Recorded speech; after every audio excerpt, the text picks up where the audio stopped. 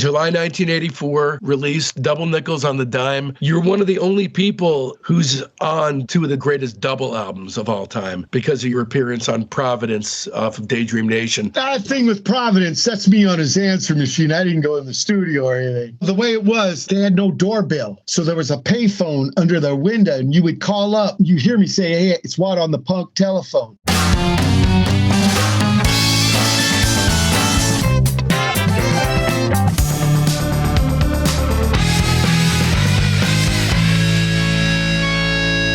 Welcome to Discograffiti, the podcast that gives Gen X music maniacs a chance to smell like teen spirit again by connecting with the brotherhood obsessed with rating the entire discography of every single artist and band that ever mattered. I'm your host, Dave Gebrow, and with 3 new episodes each week, you're going to gain a comprehensive knowledge of an act's history and output in the time it takes to listen to one album. And in this episode, we'll be turning our spray cans on the Minutemen, along with our unbelievably special guest, Mike Watt himself, who will be sifting through the sacred transmissions issued forth from his younger self and rating them all, every last LP, EP, and single from 0 to 5 stars.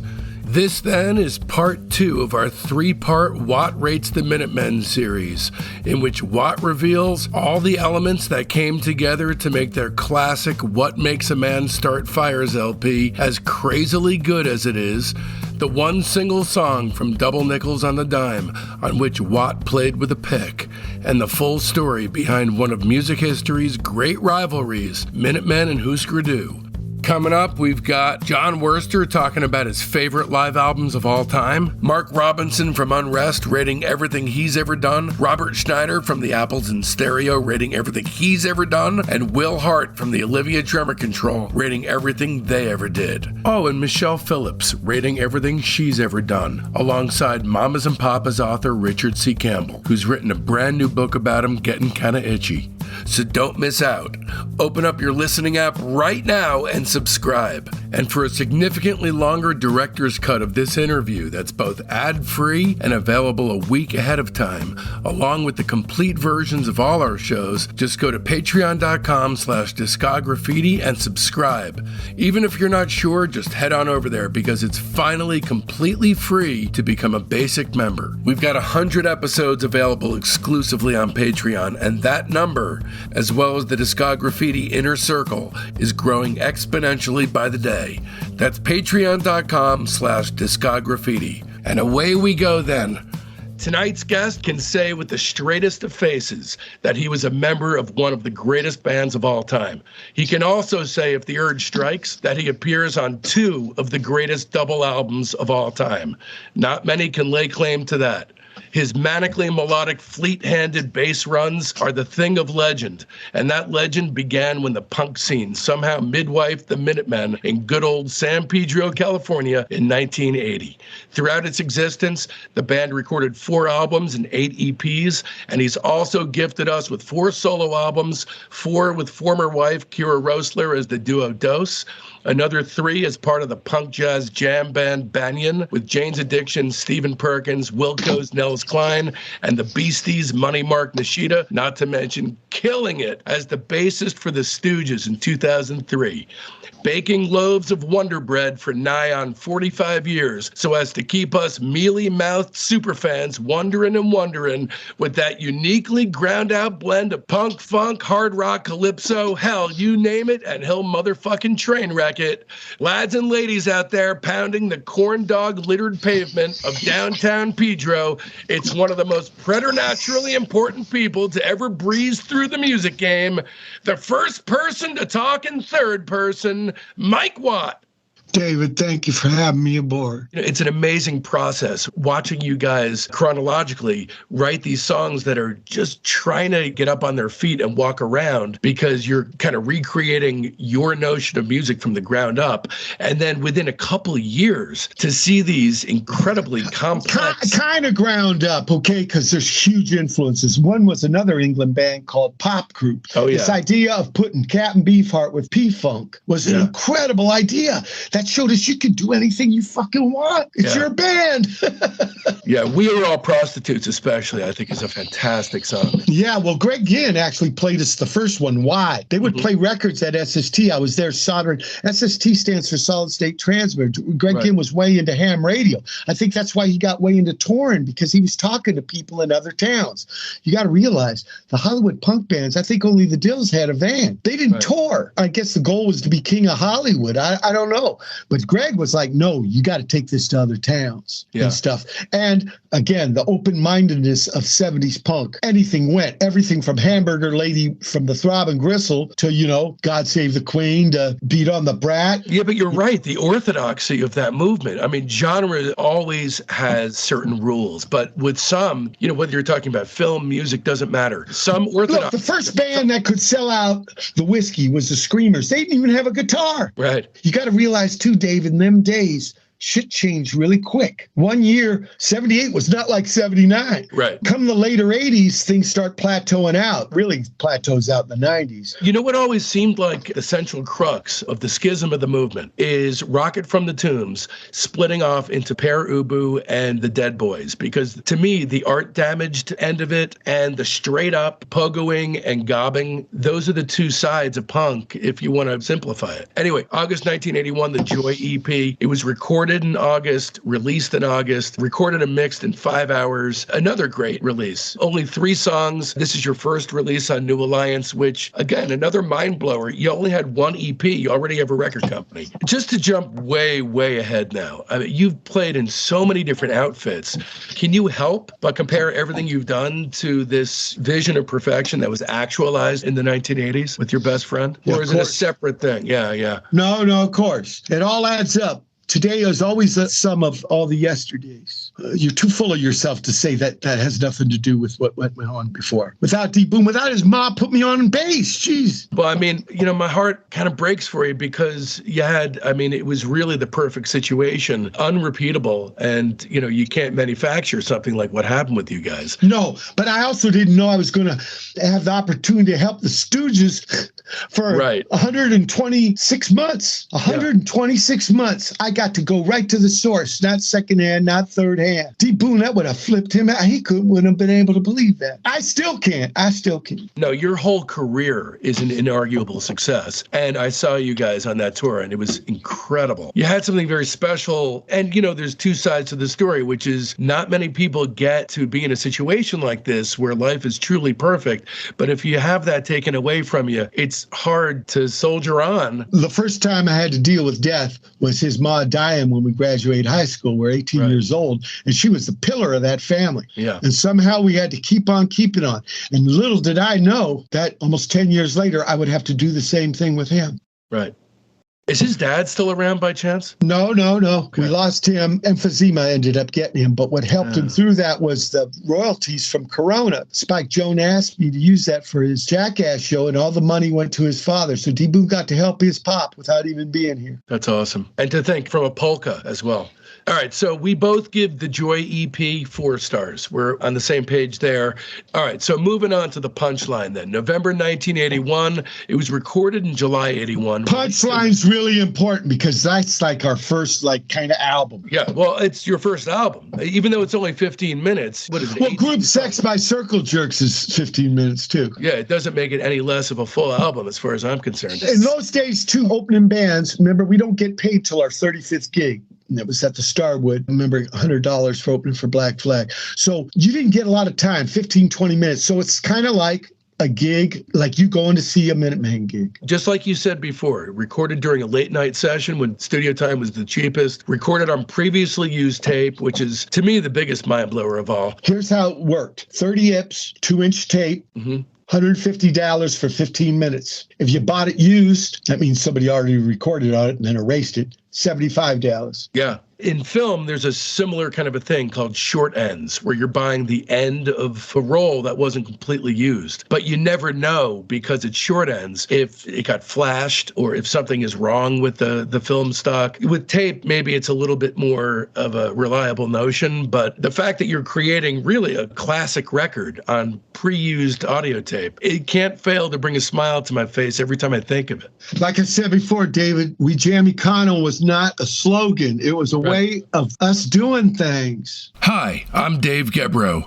I threw my career as a licensed hearing instrument specialist in the trash, sold my house, and moved to the East Coast with my wife and 4-year-old son in order to focus on making the ultimate podcast for music obsessives thrive. Now I need your help. Although Discograffiti is rated in the top 2% of all podcasts globally, the economics of this thing are tricky. Becoming a member of Discograffiti's Patreon gives you access to over 100 more exclusive episodes. And moving forward now every Sunday for only $5 a month as a private first class, you get our new weekly show by and for Discograffiti's Patreon family, the Discograffiti Soldiers of Sound podcast. It'll be hosted by Rudy Fishman, and given his sociopathic tendencies, I'm sure it'll have a lunatic's take over the asylum edge to it. If all you want to do is show some love, there's now finally a $1 tier. Don't miss out. Become a recruit and get your personalized backstage pass for $1. And for the cheapskates, homeless people, and all the bums sponging off mom and dad, don't care, just join. It's now completely free to join as a basic member,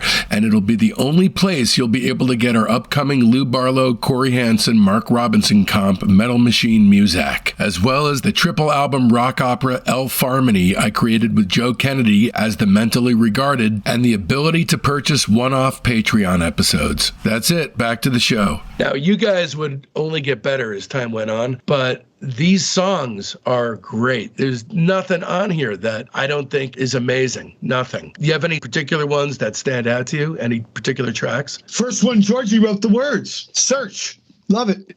Is that your favorite? On that record? Maybe. Yeah, it's pretty. I never really thought about what my favorite is, because a lot of times these records seem like one song to me. Yeah. This one especially has a uniformity of purpose to every single track. They don't sound the same necessarily. Also, was the initial intention to have all three of you singing, writing the tunes, or was it always meant to be that kind of a thing? Well, like I said about Reactionaries, D. Boon wouldn't write anything for that. He wanted to write and sing for this band big time. And by the way, the name Minutemen, like I said, he asked me for a list of names. I actually had the 2-word Minutemen because I was making fun of our fucking arena rock days, like that Nuremberg rally shit. And he said, no, turn it into one word and pronounce it like the old revolutionary, because there's fucking fascist elements in the country trying to appropriate patriotic symbols. And we could dilute that by calling ourselves the same thing. Then that happened to us in the 90s with those clowns at the border. Right.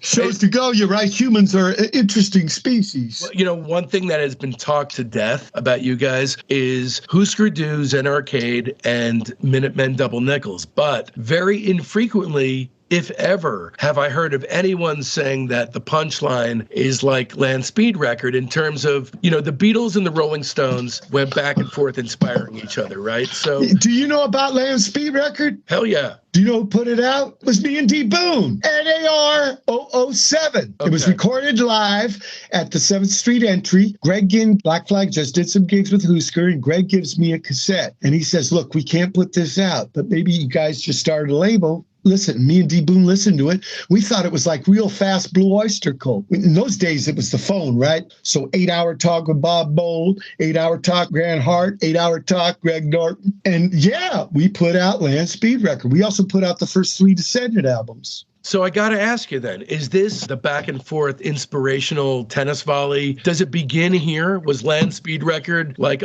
we could play even faster than that with even better? So was it that kind of thing? We had no idea who they were. All we knew was this cassette that Greg gave us. We meet them by talking on the phone. Then they come to SoCal to record stuff like Metal Circus. We get to play with them. D. Boon does a big cookout for them. If you're talking about the connect with Double Nickels on the Dime, we had recorded an album, didn't even give it a title, which was weird. because you got to understand about recording in those days for our situation, David. We put out records. They were like flyers for gigs. So you'd put them out every 6 months. It was opposite of the racket, what you're talking about. You give it that I word, but I won't give it that respect. The racket, they put out records and then tour to promote those. No, we put out records to promote our gigs. So every 6 months, no matter what, you got to record or you'll drop out of people's minds or something, public eye. Yeah. So we have this record in November, 83. And then the Huskers come to town, December, and record with Spotsky a double album. And we're like, whoa! I remember D-Boon made a cookout for him here at Cabrillo Beach and here in Pedro and stuff. You know, they're Minnesota guys, so they were digging it. They got a lot of lakes, but they're kind of cold. So anyway, we go back in March, a couple months later of 84, and record another batch of songs, and that's where we come up with double. That's why it says, Take That Huskers. They inspired us. There would never been a double Nichols without a Zen Arcade. Which is not only apparent, but again, the breadth of what you guys and what the Huskers were pulling in as influences,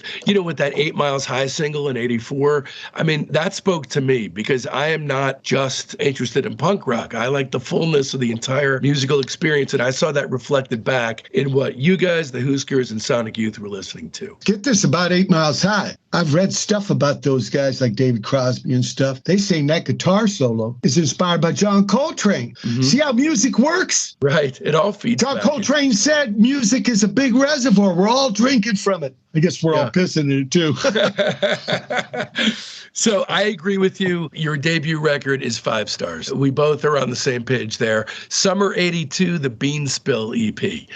Your third EP, fourth release overall, 6 minutes, 12 seconds long total. What's your thoughts on this? Okay, here we go. I'm glad I got to talk about that, putting out records every 6 months, because it's time to put out another record. But the situation is very hard for us. Remember I was telling you how people hated punk? The hombres are on this shit too, the pigs, and really rough times. And in fact, Black Flag's being taken to court by a label. You know, they thought they were making an unfamily record, you know, not family friendly, whatever. It was just all this stuff. So we thought, you know, we don't want to burden SST. They just hire a guy to help run the label named Joe Carducci. And college radio really hasn't happened yet. Not till the REM guys. Get this. I used to call stations for SST, and Greg asked me to use another name so it wouldn't be a guy in the band, right? So my name was Spaceman. And it'd be guys, their playlists are full of Journey and shit. These guys are looking, D-Boon called it corporate pawn jobs, you know, where it wasn't the thing like later in the middle 80s where, you know, each DJ has his own show and all this crazy stuff. No, it was all like really lame. So anyway, the records are actually for people who go to record stores and buy them at Zed's, Pooh-Bah's, Rhino, because they're going to the gigs too. Right. You got to understand the movement. It was a real self-contained scene. You let people know through kind of an internet without an internet, right? Because it's people. It's people. It's people. Like most things that are real. It's a people connect. So that's what Bean Spill Records about. And we're not gone. We're still available for gigs. Right, and even though all this hell's coming on us with the cops and big labels suing Black Flag and all this nightmare, we're still out there doing gigs. And same with those guys. That's the Damage record. I love If Reagan Played Disco. That's probably my favorite on the entire thing. But this one you give 4 stars. You know where that came from? I wrote a song to that because the only time where I asked Raymond to draw an idea, and he said, man, I am not an illustrator. And I said, I know that, but I got this idea. What about Ronnie Reagan trying to disco dance with a hammer in one hand and a sickle in the other? And he drew it. He drew it. But I was so embarrassed to ask him and ashamed of doing that I never put it out. But I wrote a song instead to try to visualize that with words. That's awesome. You still have that drawn? I wonder. It would be worth a lot of money, huh? But, you know, I never thought of that. Me and Raymond is kind of like me and D-Boon. You guys are that close? Well, he's in New York City last 10 years. So I write him and talk to him on the phone and stuff and see him when I'm there. But it's not like it used to be. I used to spend hours with him every day, especially after D-Boon. Oh, man, he was really important to me. He's the one guy who took me to see all these people like Elvin Jones and Pharoah Sanders and Sam Rivers, Mr. Ray Brown, Cecil McBee and Tal Farlow and Blind Al Hibbler and Little Jimmy Scott, Ema Suma. I tell you, man, these punk people had big open minds to music. All right, so Bean Spill, you gave 4, I gave 3 3/4. But what I really want to do here is talk about your entire career in the Minutemen. You can chart this growth that continues continues happening. But there is a growth spurt that happens here because you guys coalesced in what strikes me as a very shocking way between the punchline and what makes a man start fires. That 1 year period there, you went, in my mind, from being a punk band to being a rock and roll band. Oh, hi, Dave again. I got to tell you about the next tier. As a lieutenant, you get an ad-free, substantially elongated director's cut of every episode. And you'll be getting the shows an entire week early from now on. And now back to our expertly crafted program. The SST Credence, the blue-collar working man's punk group. So phase 2, Jamaicano, 1982 to 1985. That kicks off with January 1983's release of What Makes a Man Start Fires. Now, that's a weird record. That's a weird record. And if you want to know my reason for what you're talking about, it's all the gigs.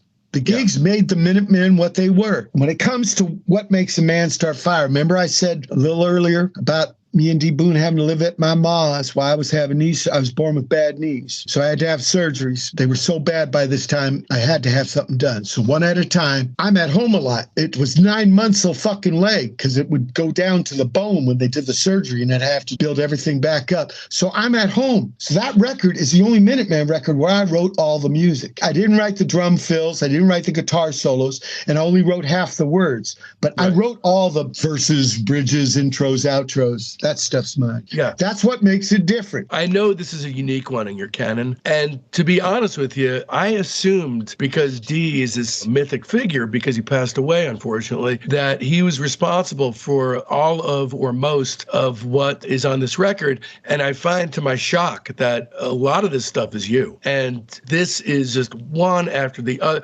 The record's not long by any means, but it's like 26 minutes, I think. It's longer than Punchline. And if you're talking about length, David, it's got the first Minutemen tune to go over 2 minutes, the anchor, which George Hurley wrote the words for. And by the way I sequenced it, I put it by the words. I put my words, since I did half the words, I put half of those first. Then I put Georgie's words. Then D. Boone's words start off the second side, and then I finish it off with the other half of my words. It's really cool. It seems like you have that going on other releases where it's like a Boone side and a Watts side. Well, that's actually what's called three-way tie for last. It's actually that side where we give a name to a side came from the Blue Oyster Cult, the Red and the Black, but it was actually the device we used to get fucking 48 songs in order in one night when we did Double Nickels on the Dime. Yeah, we didn't know how to put 40. Ethan James mixed that thing in one night, but maybe we should wait till we get there. Yeah, let's wait till we get there. Thank you.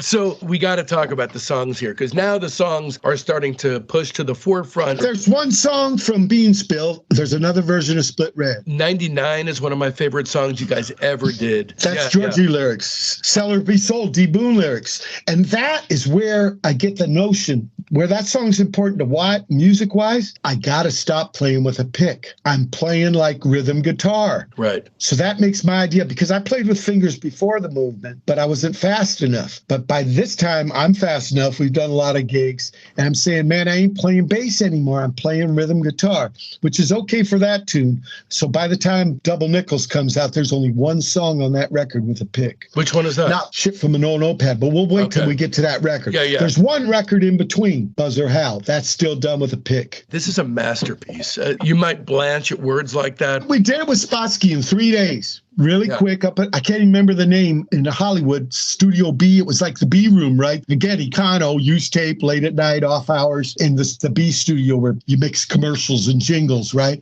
Spotsky was so good at capturing the essence and not worrying about the bullshit. But the sound of it sounds fuller. That's what I'm talking about. That's it's him too getting experience. Remember, every record he does, he's getting stuff. Every record the Minutemen does, every gig the Minutemen play, this is all adding up. All the people we knew in the movement were evolutionary beings. Nobody was caught in a holding pattern. That's what I really dug about those cats and why they were so inspiring to me. I think you found yourselves here. I think it was a build-up to this, and then you're just kind of firing on all cylinders for quite some time here. I love this record. I've heard it a million times. Every time I hear something new in it, we both give it 5 stars. November 1983, Buzz or Howl Under the Influence of Heat EP. What an amazing piece of work this is. I love this, man. This is very trippy too, but for for a different reason. Of course, it shares the same thing all the records do. It's time for another record. People are going to forget about us. It's time for another flyer, right, to put on telephone poles, which are actually people's ears.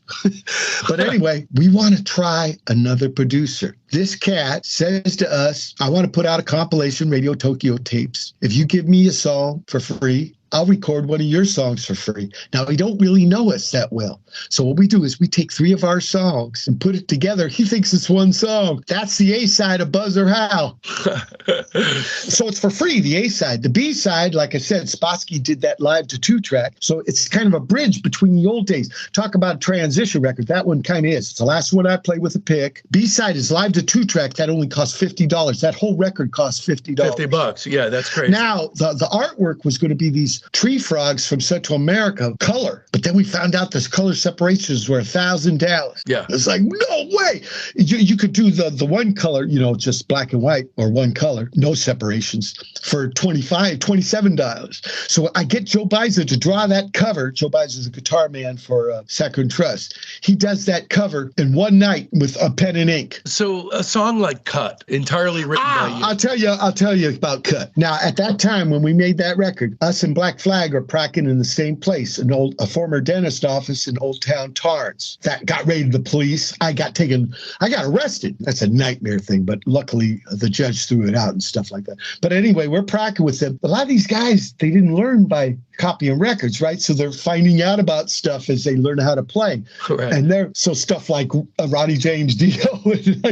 So yeah, this hard rock thing, it got a little infatuation with genre. Let me make fun of that. And that's what Cut is. You're doing these basically like audio flyers for gigs, but in the interest of not being like a knee-jerk genericization about the material, you had to have known, even as a kid. Oh yeah, because this is an inside commentary. This is about two bands that prac in the same room, kind of having a little fun with each other. How does an outsider going to know that? What the fuck is Big Scissors? What is Big Scissors?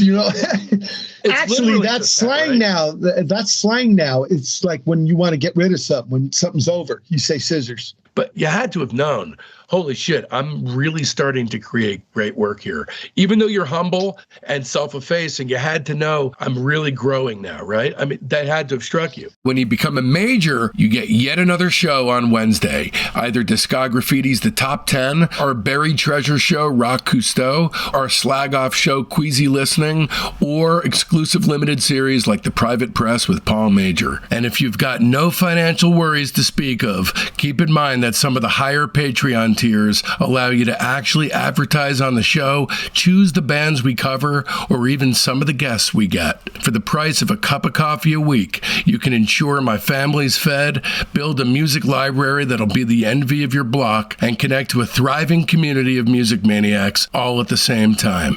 Don't risk feeling badly about yourself by not giving. Patreon.com/Discograffiti.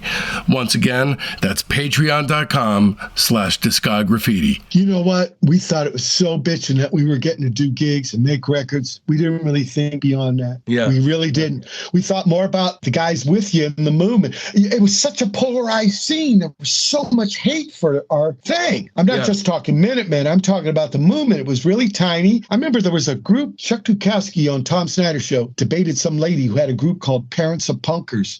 We got to get our kids through this. When hardcore came, before that, it was a weird little fringe thing up in Hollywood. But when it got to the suburbs with hardcore, straight square John society was getting really paranoid. And down the road was Blink 182 and Green Day. I don't know what they were worried about. Jocks painting their fingernails. But in those days, they thought it was like some weird-ass thing that they had to stomp out. It wasn't just motherfuckers trying to make crazy art and funny clothes and names. What do you feel about the state of quote-unquote punk? Or I should say, like, in these days, the paucity of guitar, bass, and drum-based bands? I think it cracked open a hatch that never got closed. I'm not talking about tributes to 1977. I'm talking about cats making whatever sounds they want from their bedroom. And that way, technology ain't so bad because it made things a lot more econo. You don't even have to buy used tape. Just buy the same pewter you got to use for your homework.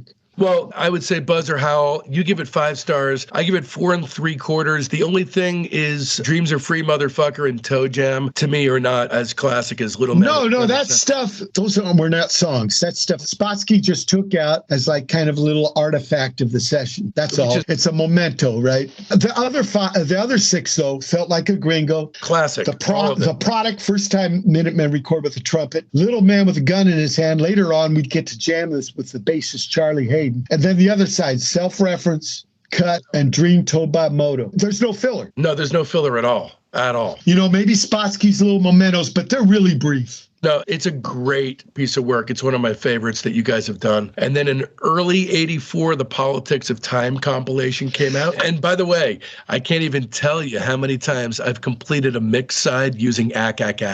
I'm glad you brought that up. Mixtapes. That was a huge, important fabric for our community, just almost as much as fanzines.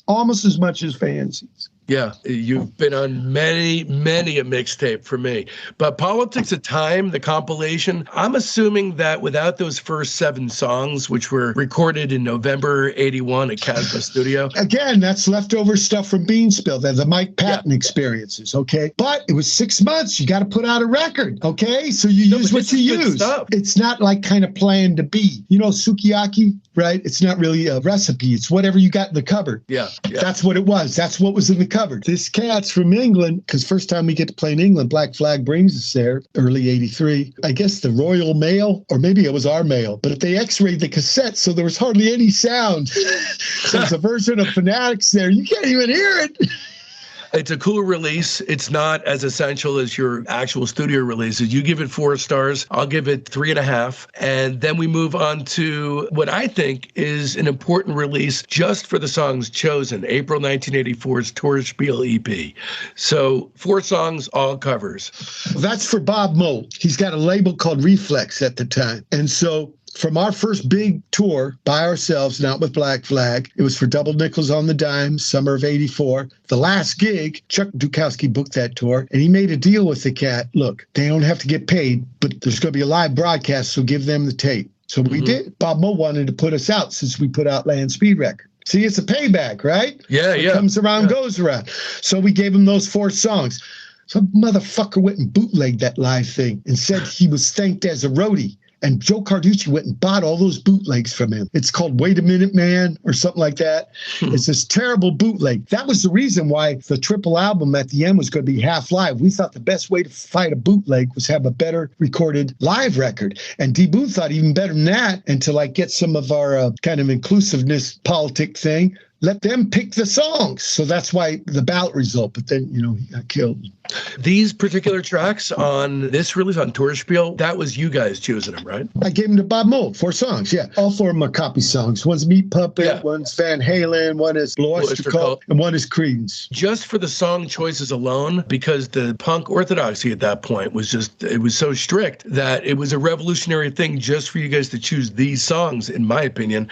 You had to have known that as well. I love this release. And when my son was born, during the entirety of the labor, I could not get the song Red and the Black out of my head. It was just over and over and over. Well, we've been playing that since we were 13. Yeah, it's great stuff. I still play that with my bands, like Missing Man and Second Man and stuff. We both give this one 4 stars. And then you made a little-known double record called Double Nickels. Okay, moving right along. Next one after that.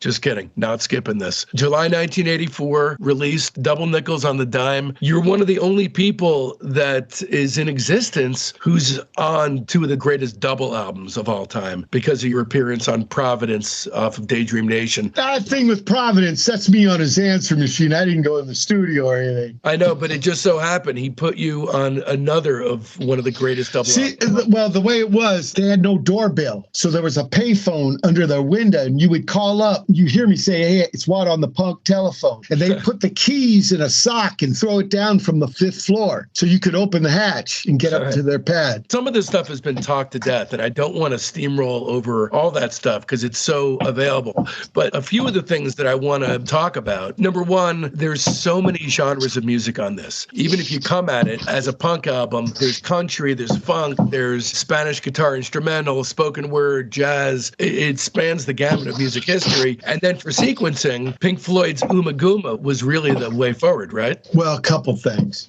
Ever wondered what your favorite bands talk about after the gig on the long van ride between Reno and Salt Lake City? Do you miss having in-depth conversations about music with your closest friends, picking apart why some songs are good and why some miss the mark completely? Do you read every inch of the available liner notes and still shake a fist at the clouds yelling for more? Damn it, more? If any of this sounds familiar, 1001 Album Complaints is the podcast for you. Every week, musicians and close friends give irreverent but informed takes on a new classic album pulled randomly from the book 1001 Albums You Must Hear Before You Die. The hosts do extensive research telling the stories behind your favorite records and helping you better understand how songs, both great and terrible, were conceived and built from the ground up. In short, it's a deep dive with lots of laughs. So if you want to sound informed and funny when talking about music, I recommend you follow or subscribe to 1001 Album Complaints right now. It's available everywhere. Like I said, there was a dilemma. We had to get an order in one night. Ethan mixed it all in one night. Now, it was recorded on the 8-track, so drums was half the tracks, so he didn't have a lot, but still. And he did a great job. I tried to remix that thing in the late 80s. It's terrible. There's like 300 CDs out there. Yeah, we got to talk about that later. It's shameful. But anyway, I thought, I'm looking at the format. You usually put the needle on the outside. So I'm thinking maybe the shitty songs hug the label. You have your best ones right there on the outside.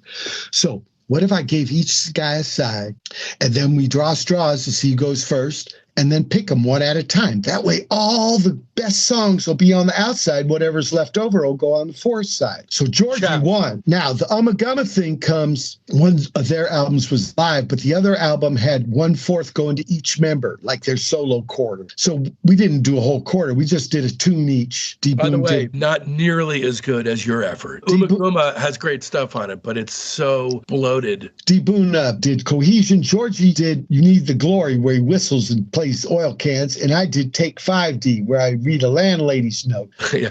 D-Boon said my words were too spacey. Yep. So I used a landlady's note. I said, are these real enough? To me, Minutemen without D-Boon is like incredibly stupid. So that's why I called it Take 5D. And I had Joe Biza play guitar, Dirk Vandenberg, and John Rocknowski. And I tried to play some acoustic guitar. But that was the joke on there. The title actually was making fun of Sammy Hagar because he said he couldn't drive 55. And D-Boon said, look, that guy drives crazy and plays safe music. Well, why don't we drive safe and play crazy music? Yeah, that's brilliant. It has nothing to do with a numbering system of highways or freeways. That's crazy. I've seen the most stupid fucking people thinking they know what it's about. That's what it's about. But we're making fun of Sammy Hagar calling himself the Red Rocker. But the dime is the I-10, right? No, has nothing fucking to do with that shit. Okay. It means exactly. So it ends in Pedro, or it begins. In those days, it was California 11. Okay. So it wasn't even I-110 yet. And the 10 is 23 miles I-10. By the way, the I-10 goes from Santa Monica to Jacksonville. You want to get to Florida from Pedro? Just make a starboard on the I-10 and keep going. Do I like driving? Yeah. Okay. The last 2 tours I just did, like this last one I did, it's 10,380 miles, 48 gigs, 48 days. I drove every one of them. And is it always you driving? Well, I got a bad knee, you know. They came back. The surgery's only lasted 40 years. And so I can't really schlep the gear, so I feel I can help out by being the wheel man. I'll fucking drive you, man. I don't know if there's enough room in the boat. The longest I ever drove in one fell swoop, only stopping for gas, was 21 and a half hours. Oof. So I can do it. We call that a hell ride. It was a hell ride. And there was no uppers involved either. My particular theory about Double Nickels, it is the least expensive, greatest album of all time with the most good songs on it. It has more great songs on it than any other greatest album of all time. Well, you know what's funny? You know, like I told you, the method, how the sequence came. Georgie got first pick. He picks his solo song. Yeah. Then D-Boon got second pick, Anxious Mofo, he picks, which is my favorite guitar solo by him. It's so econo, just the right notes. It's like a Vincent Van Gogh painting. And then I got third pick. I picked Political Song for Mike Jackson, which I actually sent that to his management. I thought if Mike Jackson sang that song, we would never have to explain ourselves in an interview again. I never got word back. That's fucked up. And now look at him. Now look at the fucking guy. So did it surprise you you when this was and has remained considered one of the greatest records of all time? Was it surprising? Because, you're coming up with these audio flyers and then all of a sudden this becomes the thing. Blame it on the Huskers. It's a snapshot of where the band was. And it's very dynamic because these are evolutionary people, ourselves included. We're part of this movement that is constantly evolving. If there wasn't the movement, I don't know if there would have been a Double Nickels on the Dime. I don't know if there would have been a Minutemen. There would have been Watt and D. Boone playing together because they liked each other. But man, a lot of what you're hearing is because we got involved with these other people. And so do you ever go back and take this in? You ever listen to this? What I do is songs I wrote for the Minutemen, I will play again. They're like 40 years old now. Yeah. I won't play Georgie songs or D. Boone songs. I don't think it's right. I shouldn't dick leech off it. But I do play songs I wrote for those guys. I mean, when you're home alone and for enjoyment, do you ever put on this record? No, because I couldn't even listen to that stuff. When I started listening to it again and where I got the inspiration for my third opera, Hyphenated Man, was that Wee Jammy Kano documentary. I had to go and listen to those records again. I hadn't listened to them since he got killed. Stay tuned because part 3 of Watt Rates the Minutemen will be coming at you next week. A heartfelt Discograffiti thanks goes out to Watt, my beautiful wife and son, Jen and Mason, Tim Bugby for hooking this up, Rudy Fishman, my incredibly loyal fans, and especially the entire Patreon community, the Soldiers of Sound. I love every last one of you, and this show would not exist without you, my friends. Speaking of friends, it's high time for some new ones. They're in our Facebook group, Discograffiti Soldiers of Sound. That's the best way to find out what's coming up on the show, but there's a hell of a lot more. You get recaps of the day in music history, the ability to pitch questions to guests, polls that put you in the driver's seat on guest and band decisions, and access to a thriving creative hub if you're looking for a collaborator. So make sure you don't miss out. You can find the link to the Discograffiti Soldiers of Sound Facebook page right there in the show notes. And if you don't mess with the Zuck, no sweat. Just email me at info@discograffiti.com and I'll keep you in the loop. So now that it's done and you want more, another way to dive even deeper into the endless kick-in-the-nuts pleasure of punk and post-punk is to dive headfirst into the David Pajo series, including the man himself rating Slint's discography. That's episodes 94 to 101. No Age's Randy Randall rating the Jesus Lizard. That's 70 and 71. Along with a searing, soul-bearing interview with No Age's Randy Randall. That's episode 88. Then there's Bob Nastanovich rating Pavement. That series runs from 49 to 58. Our stupidly popular episode about Nirvana. That's number 30. The Replacements with Bob Mayer, 28 and 29. And then 18 is the Pixies. Join us during the upcoming week for Discograffiti's week-long Double Nickels All the Time deep dive. Of course, if you're a Patreon subscriber, then you're a week ahead of the action and you're already listening to Watt Part 3. But then there's also this to look forward to. This Wednesday's incredible Patreon-only episode of Discograffiti's The Top 10. This week's list features the indomitable Joe Kennedy, and in honor of blaming it on the Huskers, it focuses on our top 10 most ambitious punk albums ever. Make sure you visit patreon.com/discograffiti and check out the thematically related deep dive as a music obsessive's way of life. Our Patreon's been up and running for a year, and with 2 episodes a week coming at you, there are over 100 Patreon episodes at this point. That's an entire universe of indispensable music podcasts available to you for the price of a cup of coffee a week. And it's free to become a basic member. So go there and do that. And of course, be sure to mark your calendars, because next Friday, December 22nd, we're coming at you with Watt Part 3. Trust me, you're not going to want to miss it. This one's packed to the gills with double nickels. And so, from now till then, don't let our youth go to waste, lads and ladies. It's Discograffiti!